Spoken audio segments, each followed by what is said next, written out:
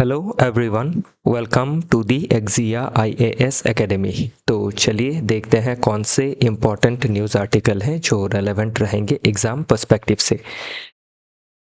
Admission open है, आप हमारे फाउंडेशनल कोर्स से जुड़ सकते हैं जिसमें हम आपको कम्प्रीहेंसिव कवरेज प्रोवाइड करेंगे पूरे सिलेबस का और उसी हिसाब से स्टडी मटेरियल्स दिया जाएगा। रेगुलर टेस्ट कंडक्ट कराई जाएंगी before pre and mains. Weekly test होगा और इसका असेसमेंट आपको क्विक मिल जाएगा। आंसर राइटिंग कराई जाएंगी for all the GS paper including optional for UPSC. उसी के साथ आपको ऐसे राइटिंग भी करवाई जाएंगी। जो भी गाइडेंस रहेगा एक्सपर्ट एंड एक्सपीरियंस्ड फैकल्टी के द्वारा ही दिया जाएगा जिनको फर्स्ट हैंड एक्सपीरियंस है of pre mains and interview. One on one mentoring के तहत आपके जितने भी डाउट हैं उनको कैटर किए जाएंगे। इन हाउस लाइब्रेरी फैसिलिटी भी अवेलेबल है जिससे जुड़ के आप अपने प्रिपरेशन को और बेटर बना सकते हैं। फर्दर डिटेल में जानने के लिए आप कांटेक्ट कर सकते हैं हमारे ऑफिशियल कांटेक्ट नंबर पे जो है 6002417488। तो देखते हैं आज का पहला आर्टिकल। तो हाल ही में जो कॉमनवेल्थ ऑफ नेशंस है 28 कॉन्फ्रेंस ऑफ स्पीकर्स हेल्ड हुआ है। तो ये है क्या अभी, तो ध्यान रखिएगा कि जो डिफरेंट आपकी कॉमनवेल्थ नेशंस है, तो कॉमनवेल्थ नेशंस कौन सी है जो एक समय पे आपकी कॉलोनियल पावर के अधीन थी, स्पेसिफिकली ब्रिटिशर्स के अधीन थी। तो इन नेशंस में जहाँ आपकी पार्लियामेंट है, आपकी जो डेमोक्रेटिक सिस्टम जहाँ पे आया, तो वहाँ की जो पार्लियामेंट है और पार्लियामेंट के जो स्पीकर रहती है तो उनका कन्फ्रेंस होते रहता है डिफरेंट नेशंस में। तो इस बार इंडिया में ये कन्फ्रेंस हुआ है और 28 नंबर कन्फ्रेंस था स्पीकर्स के बीच में। तो इसी कॉन्फ्रेंस के रिगार्डिंग ये आर्टिकल आया है। तो अभी इसमें ध्यान रखिएगा कि ये जो पर्टिकुलर कॉन्फ्रेंस है ये क्या दर्शा रहा है कि आपकी जो कॉमनवेल्थ नेशन है उनके अंदर किस तरीके से जो डेमोक्रेसी है वो थ्राइव कर रही है। जो डेमोक्रेटिक क्रेडेंशियल्स है, जो पार्लियामेंट्री डेमोक्रेसी है, जो पार्लियामेंट को टेम्पल ऑफ डेमोक्रेसी कहा जाता है, तो वो किस तरीके से इन कॉमनवेल्थ नेशंस को कॉमनवेल्थ नेशंस के अंदर किस तरीके से डेमोक्रेटिक सिस्टम जो है वो सस्टेन कर रहा है, उस चीज़ को हम इससे देख सकते हैं। और एक दूसरे देश की जो हम बेस्ट प्रैक्टिसेस है उसको भी इसमें देख सकते हैं और जो आपकी जो भी गुड प्रैक्टिसेस है उसको हम अपना सकते हैं। तो अभी इसमें बेसिकली यही कहा है कि जो पार्लियामेंट होती है या फिर पार्लियामेंट्री सिस्टम ऑफ डेमोक्रेसी होती है, तो उसमें क्या होता है, आपका एक पीपल सेंट्रिक गवर्नेंस देखा जाता है। तो कोर आइडिया यही है कि democracy as a people centric governance, और वो गवर्नेंस हम कहाँ देख पाते हैं, पार्लियामेंट्री सिस्टम ऑफ गवर्नमेंट में। और last mile delivery of welfare services के लिए किस तरीके से जो पार्लियामेंट है वो काम करती है, डिफरेंट मुद्दों को उठाती है और उसके बाद जो कॉन्स्टिट्यूशन का मैंडेट है जैसे इंडिया में डीपीएसपी है उनको फुलफिल करती है। और किस तरीके से जो पार्लियामेंट है वो एक देश की डाइवर्सिटी को दिखाती है, क्योंकि पार्लियामेंट जो है डिफरेंट लोगों का कंपोजिशन से बनता है। डिफरेंट आपके जो पार्लियामेंटेरियंस होते हैं जो डिफरेंट रीजन को रिप्रेजेंट करते हैं, मेजॉरिटी हो, माइनॉरिटी हो, एथनिसिटी हो, तो वो चीज़ हम पार्लियामेंट में देख सकते हैं। और इसी के साथ आप की इंस्टीट्यूशनल पिलर्स में देखें तो पूरे देश के लिए पार्लियामेंट, स्टेट के लिए स्टेट लेजिस्लेचर है। और इसी जो पार्लियामेंट है इन्हीं ने किस तरीके से लोकल सेल्फ गवर्नमेंट को लाया, वुमेन लीडरशिप को आगे बढ़ाने के लिए किस तरीके से हमने 106 कॉन्स्टिट्यूशनल अमेंडमेंट को अपनाया, ये हमारे पार्लियामेंट का अचीवमेंट है। तो जो दूसरे देश क्या कर सकते हैं, हमसे बेस्ट प्रैक्टिसेस को अपना सकते हैं, like granting constitutional status to local government under 73rd and 74th constitutional amendment act. फिर जो डिफरेंट इंडिपेंडेंट कॉन्स्टिट्यूशनल बॉडीज़ होती है जो क्या करती है, पार्लियामेंट का काम को और ईजी करती है। तो जो भी कॉन्स्टिट्यूशनल बॉडीज़ होती है डिफरेंट वो आपको पूछी जा सकती है। तो इसमें डिफरेंट कॉन्स्टिट्यूशनल बॉडीज़ जो हैं जैसे आपकी इलेक्शन कमीशन है या फिर आपकी कैग है, देन आपका फाइनेंस कमीशन है, ये हो गई कॉन्स्टिट्यूशनल बॉडी जो इंडिपेंडेंट है। और इसी के साथ जो पार्लियामेंट्री कमेटी है उनको भी हमें जानना काफ़ी ज़रूरी है।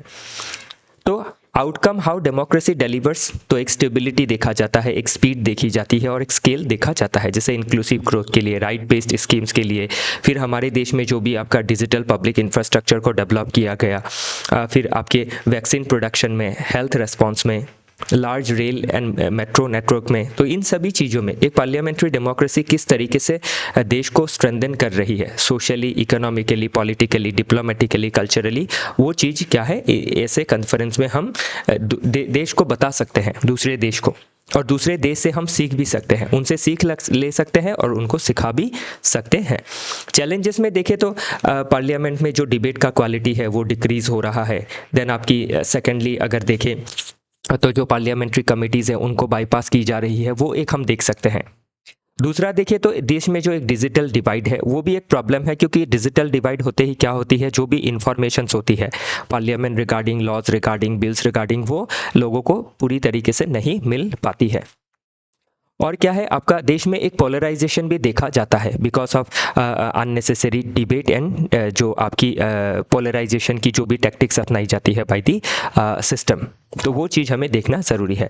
तो अभी वे फॉरवर्ड में क्या है, एक तो पार्लियामेंट को खुद को स्ट्रेंथन करना है अपने आप को, और गवर्नमेंट के ऊपर स्ट्रेंथनिंग रखनी, गवर्नमेंट के ऊपर स्क्रूटिनी रखनी काफ़ी ज़रूरी है। फिर डिपेंड करना है लोकल डेमोक्रेसी को, एथिकल टेक्नोलॉजिकल गवर्नेंस हमें लेना है, राइट बेस्ड अप्रोच को और आगे बढ़ाना है, और जो भी पॉलिसीज़ डिलीवर करती है वो इंक्लूसिव होना ज़रूरी है। और जो भी पॉलिसी गवर्नमेंट बनाती है पार्लियामेंट के ज़रिए उनमें एविडेंस बेस्ड पॉलिसी मेकिंग होना काफ़ी ज़रूरी है, कि डेटा के साथ पॉलिसी बनाया जाए। बेटर डेटा जब कलेक्शन होगा, बेटर पॉलिसी बनेगी और बेटर लास्ट माइल डिलीवरी हो सकेगा और इंक्लूसिव डिलीवरी हम दे सकेंगे। नेक्स्ट है ये जो आर्टिकल है, spy satellites next frontier for India's space tech startup. तो किस तरीके से हम स्पाई सैटेलाइट्स को डेवलप कर सकते हैं जो हमारे डिफेंस के सेगमेंट में एक फ्रंटलाइन की तरह काम करेगा। तो इसमें अब अगर हम इस पिक्टोग्राफिक इंफॉर्मेशंस की ज़रिए समझने की कोशिश करें तो हिस्टोरिकल एवोल्यूशन अगर देखें तो प्री 2020 एरा में इसरो का ही डोमिनेंस था, स्टेट मोनोपोली थी। उसके बाद गवर्नमेंट ने 2018 में IDX लॉन्च किया, मतलब इनोवेशन फॉर डिफेंस एक्सीलेंस, कि किस तरीके से हम स्पेस के ज़रिए डिफेंस में और एक्सीलेंस ला सकते हैं। फिर 2020 में आपका स्पेस रिफॉर्म लाया गया, इन स्पेस को फॉर्म किया गया, जिसके जरिए प्राइवेट सेक्टर्स को अलाउ किया गया। 2024 से प्रेजेंट में देखें तो डिफेंस में काफ़ी ज़्यादा ध्यान दी जा रही है। तो जो स्टार्टअप्स है वो टारगेट कर रही है कि जो मिनिस्ट्री ऑफ डिफेंस का कॉन्ट्रैक्ट्स है उसको ले सके और बेटर टेक्नोलॉजिकल अपग्रेडेशन करके हमारे देश को आपकी इकोनॉमी के लिए डिफेंस वाइज आगे बढ़ाई जा सके। तो की टर्मिनोलॉजीज ऑलरेडी इन स्पेस क्या है ऑलरेडी बताया, IDX क्या है, SSA क्या है, space situational awareness, EO satellite क्या है, अर्थ ऑब्जर्वेशन के लिए जो सैटेलाइट होता है, ड्यूअल यूज टेक्नोलॉजी क्या होता है, जो क्या कर सकती है, जैसे कोई अर्थ ऑब्जर्वेटरी सैटेलाइट है तो ये सिविलियन पर्पस के लिए अर्थ को ऑब्जर्व कर सकती है, like for disaster management as well as military application में भी ये ट्रूप मोबिलाइजेशन एक्सेट्रा में काम आ सकता है। तो main argument and pivot drivers देखें तो कमर्शियल फोकस तो है ही कि एग्रीकल्चर, क्लाइमेट डेटा इत्यादि कलेक्ट करके इकोनॉमी, डिजास्टर मैनेजमेंट में मदद हो, और डिफेंस एंड सर्विलियंस में देश को भी क्या करे, बेटर डिफेंस टेक्नोलॉजीज मिले, प्लस हम इसको एक्सपोर्ट भी कर सकते हैं। तो अभी इसमें स्टार्टअप्स को देखें तो हमारे देश में पिक्सल है, फिर दिगांतारा करके है, स्काई रूट है। तो टारगेट कर रही है कि 40 to 80% रेवेन्यू जो है डिफेंस से जनरेट करे, मतलब गवर्नमेंट ऑफ इंडिया को डिफेंस रिलेटेड जो चीज़ें हैं वो प्रोवाइड करे। प्रोजेक्टेड सेक्टोरल ग्रोथ देखे तो इतना बिलियन जो है $8.5 बिलियन टू $44 बिलियन तक डेवलपमेंट हो सकता है। गवर्नमेंट का सपोर्ट किसके जरिए है, IDX जो प्रोजेक्ट है उसके जरिए, इनोवेशन फॉर डिफेंस एक्सीलेंस के जरिए। और ग्लोबल क्लाइंट अगर देखें तो USA है, यूरोपियन यूनियन है, इनको हम क्लाइंट की तरह ले सकते हैं। मल्टी डायमेंशनल एनालिसिस देखें तो पॉलिटिकली हमें स्ट्रेटेजिक ऑटोनॉमी मिलेगी, आत्मनिर्भर भारत का गोल हमारा आगे बढ़ेगा, फॉरेन रिलायंस कम होगा। इकोनॉमिकली देखें तो हाई वैल्यू मैन्युफैक्चरिंग हम कर सकेंगे, ज़्यादा हम तब विकसित भारत बनने की जो गोल है उसको ज़्यादा करीब से हम अचीव कर पाएंगे, ज़्यादा जल्दी अचीव कर पाएंगे। FDI को अट्रैक्ट करना, एक्सपोर्ट पोटेंशियल को बढ़ाना। फिर सोशल इंटरनेशनली देखें तो स्टेम में हमें क्या करना है, जो साइंस, टेक्नोलॉजी, इंजीनियरिंग, मैथमेटिक्स है उसमें और स्किल देनी ज़रूरी है। ग्लोबल मिलिट्री स्पेस कंपटीशन जो है उसमें हमें भी भाग लेना काफ़ी ज़रूरी है। लीगल और एथिकल देखें तो डेटा प्रिवेसी का एक कंसर्न हो सकता है। फिर जो आपकी स्पेस है, क्या उसको एक वार जोन हम बना सकते हैं स्पाई रिलेटेड एक्टिविटीज से, तो वो कितना दूर सही है, वो एक, या फिर डुअल यूज टेक्नोलॉजी कितना दूर सही है, वो इसमें एक सवालिया निशान खड़ा करता है। चैलेंजेस में देखें तो प्रोक्योरमेंट डिलेज होती है because of bureaucratic redtapism. Capital intensity देखें तो R&D में बहुत ज़्यादा पैसे चाहिए लेकिन 0.6% ही सिर्फ खर्च किया जाता है। टेक्नोलॉजिकल मैच्योरिटी देखें तो इसमें बहुत सारी टेक्नोलॉजी में हम अभी भी क्या है रिलाई नहीं कर सकते हैं, और एक ट्रस्ट डेफिसिट भी देखा जाता है। वे फॉरवर्ड क्या करना है, एक्सेलरेट करना है प्रोक्योरमेंट को, फास्ट ट्रैक मैकेनिज्म लेनी है, जो भी इंफ्रास्ट्रक्चर है इसरो फैसिलिटीज़ का उसको बेटर एक्सेस दिलवाना है प्राइवेट सेक्टर को भी। तो ये सभी चीज़ें हम इसमें मेंशन कर सकते हैं at the end of the answer.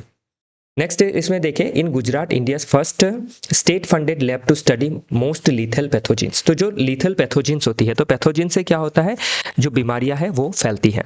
तो अभी क्या है, बीमारियों को दूर करने के लिए पैथोजेंस को पहचानना काफ़ी ज़रूरी है और उसके ऊपर दवाइयाँ बनानी काफ़ी ज़रूरी है। तो India's BSL-4 bio security shield Gujarat lab focus. तो गुजरात में क्या है, लैब डेवलप की जा रही है लगभग 362 करोड़ से, जिससे क्या होगा, आपकी रैपिड रेस्पॉन्स दी जा सकेगी real time outbreak of this diseases जो पैथोजेन की वजह से होती है। तो इसमें अगर देखें तो डिसेंट्रलाइजेशन देखा गया है, जो आपकी लैब फैसिलिटी है वो स्टेट फंडेड है, ओनरशिप गुजरात के पास है, नॉट जस्ट सेंटर।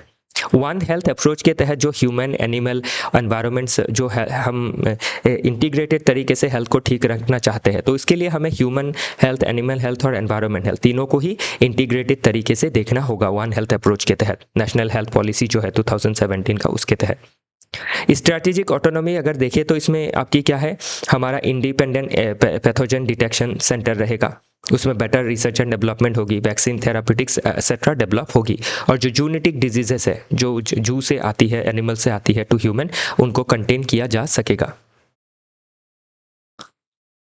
तो इसमें अभी हिस्टोरिकल देखें तो कॉलोनियल समय पे क्या थी, कुछ 2-4 ही इंस्टीट्यूट थी। पोस्ट इंडिपेंडेंस देखें तो नेशनल इंस्टीट्यूट ऑफ वायरोलॉजी जो है पुणे में बनाया गया था।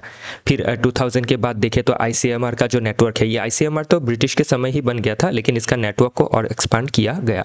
और पोस्ट कोविड अगर देखें तो डिफरेंट रीजन में भी क्या है, ICMR के सेंटर्स भी आपकी एक्सपांड किए जा रहे हैं, प्लस जो स्टेट है वो भी खुद की जो कैपेसिटी है उसको बढ़ा रही है। लॉजिकल एंड फिलोसॉफिकल बेसिस से देखें तो प्रिकॉशनरी प्रिंसिपल काफ़ी ज़रूरी है। ओके, तो प्रिवेंट बेटर देन क्योर जो प्रिंसिपल है उसको हम इसमें देख सकते हैं। फेडरलाइज साइंस के तरफ से देखें तो स्टेट को भी क्या करना है, एक कैपेबल सेंटर की तरह काम करना ज़रूरी है। बाकी न्यू फीचर्स में देखा, स्टेट फंडेड मॉडल है ताकि रैपिड रेस्पॉन्स दिया जा सके। सस्टेनेबिलिटी में क्या है, फाइनेंस चाहिए ज़्यादा, तो इसमें सेंटर जो है स्टेट को मदद कर सकती है फाइनेंशियली, टेक्नोलॉजिकली। और एनवायरमेंटली जो भी हम टेस्ट करते हैं वो एनवायरमेंटली सेफ होना चाहिए, और उसमें सेंटर जो है वो मदद कर सकती है। की चैलेंजेस क्या है, ड्यूअल यूज डायलेमा हो सकता है कि रिसर्च को बायो वेपन्स के लिए भी इस्तेमाल की जा सकती है। पब्लिक परसेप्शन है कि एक फियर ऑफ लीक हो, या फिर कोई भी जो समझ लीजिए लैब में टेस्ट की जा रही है, तो कोरोना ऐसे कहा जाता है कि लैब से ही स्प्रेड हुआ था, तो वो एक डर इसमें रहता है। और एक रेगुलेटरी कॉम्प्लेक्सिटी भी देखी जाती है, तो बेटर रेगुलेशन करना काफ़ी ज़रूरी है। Multi dimensional point of view से देखें तो सोसाइटी में हेल्थ की सिक्योरिटी जो है वो रहेगी। पॉलिटिकली देखें तो एक कोऑपरेटिव फेडरलिज्म का जो ज़रूरत है वो इसमें ज़रूरी है। फिर एथिकली देखें तो बेटर हैंडलिंग करना है पैथोजेंस को, ताकि ये आपकी स्प्रेड ना हो कि लैब से पता चला कि स्प्रेड हो गई है, नया कोई वायरस बन के आपका स्प्रेड हो गया है और कोरोना जैसा जो महामारी है उसको क्रिएट कर रहा है, वैसा नहीं होना चाहिए। तो वो चीज़ इसमें देख सकते हैं। बाकी सिलेबस से क्या लिंकेजेस है वो इसमें दिखाई गई है। लास्ट आर्टिकल ये हमने कल देखा था कि supreme court, honourable supreme court ने आपकी इलेक्शन कमीशन ऑफ इंडिया को ये सवाल खड़ा किया कि इलेक्शन कमीशन ऑफ इंडिया के तहत जो स्पेशल इंटेंसिव रिवीजन हो रही है, लगभग मुझे जहाँ तक ध्यान है 11-12 स्टेट में हो रही है, जिसमें 50 करोड़ से भी ज़्यादा जो वोटर्स है उनको समेटी जानी है, और इसमें 6.5 करोड़ वोटर्स का नाम अभी तक कट चुका है। तो इससे अभी क्या है, वोटर्स का नाम जो कटा है वो क्या उसका सिटीजनशिप के ऊपर डाउट होके कटा है, या फिर डेथ कोई व्यक्ति था नहीं, या फिर दूसरे शहर चला गया था इसीलिए कटा है। तो किसी दूसरे शहर चला गया था, उधर उसने वोटर लिस्ट में नाम डाल लिया तो सही है। डेथ या फिर डिसीज हो गया है तो भी सही है। लेकिन किसी के पास डॉक्यूमेंट्स की अवेलेबिलिटी नहीं है, उसके लिए वो कट गया है और उसके सिटीजनशिप पे सवालिया निशान खड़ा हो रहा है, तो ये सही नहीं है, क्योंकि election commission of India is not the authorised authority to check Indian citizenship कौन चेक कर सकता है? Under citizenship act of 1955 central government के पास ये दायित्व है under ministry of home affairs. तो इसमें जो इलेक्शन कमीशन है और इधर इलेक्शन कमीशन को जो एक्ट एम्पावर करती है, पीपल्स रिप्रेजेंटेशन एक्ट ऑफ 1950 और एक तरफ सिटीजनशिप एक्ट, ये दो क्लैश में आ गई है अभी। तो इसको लेके इन फ्यूचर क्वेश्चन बन सकता है, क्योंकि इसमें जो सबसे ज़्यादा वोटर लिस्ट से नाम काटे जाएंगे वो वल्नरेबल सेक्शन ऑफ पॉपुलेशन होगा, जो है तो जेन्युइन सिटीजन है, लेकिन डॉक्यूमेंट्स की कमी की वजह से वो वोटर लिस्ट में उनका नाम नहीं आ पा रहा है या फिर कट गया है। तो वो क्या जो आपकी इलेक्शन कमीशन ऑफ इंडिया है, क्या ये सही अथॉरिटी है टू डिसाइड सिटीजनशिप? या फिर क्या किसी के पास अगर एक डॉक्यूमेंट्स नहीं है तो उसका नाम अगर काट दिया गया, तो क्या उसका जो वोटिंग राइट्स जो वायलेट हो रहा है उसके लिए कौन जिम्मेदार होगा? या फिर वोट लिस्ट से नाम काटे जाने से पहले एडजुडिकेशन का फैसला जो है वो होना चाहिए कि आपके पास प्रॉपर डॉक्यूमेंट्स नहीं है, आपको समय दिया जाता है, आप इसको फिक्स कीजिए। तो नाम काटने के बाद एडजुडिकेशन होना मतलब इनजस्टिस होना, नाम नहीं काटने से पहले समय देना वो होता है नेचुरल जस्टिस प्रिंसिपल। तो ये सब चीज़ें लेके जो एक आपका सवाल या निशान है वो खड़ा हो रहा है। तो जो जहाँ पे कंसर्न है, डिबेट है, डिस्कशन है, वो उस पार्ट में क्वेश्चन बनेगा, प्रीलिम्स में हो, मेंस में हो, इंटरव्यू में हो। बाकी चीज़ें हमने आपको इसमें बताई है, इसको एक बार आप देख लीजिएगा। इसी के साथ अभी का जो डिस्कशन है वो समाप्त होता है। फिर मिलेंगे डिफरेंट आर्टिकल के साथ। हमारे साथ जुड़े रहने के लिए आप सभी का बहुत बहुत धन्यवाद।